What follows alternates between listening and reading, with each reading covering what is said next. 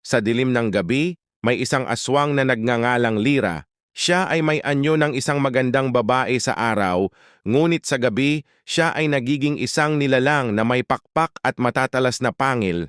Isang gabi, habang lumilipad siya sa ibabaw ng isang bayan, nakita niya ang isang binatang nagngangalang Leo. Siya ay kaagad na na-in-love sa binata dahil sa kanyang kabaitan at kagwapuhan. Sa mga sumunod na gabi, lihim na sinusundan ni Lira si Leo. Nakita niya kung paano ito kumilos, kung paano kausapin ang mga tao, at kung paano tumawa.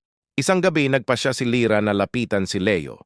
Ngunit natatakot siya dahil sa takot na baka mapano siya ng binata kapag nalaman nito ang kanyang tunay na anyo. Sa wakas, nagpasya si Lira na magpakita kay Leo sa kanyang tunay na anyo. Ngunit sa halip na takot, nakita niya ang pagmamahal sa mga mata ni Leo. "Mahal kita, Lira," sabi ni Leo. "Ano man ang iyong anyo, Mula tanggap kita noon, bilang ikaw." Sila ay naging magkasintahan. At kahit na may mga tao sa bayan na natatakot sa mga aswang, si Leo at Lira ay naging masaya sa kanilang pagmamahalan.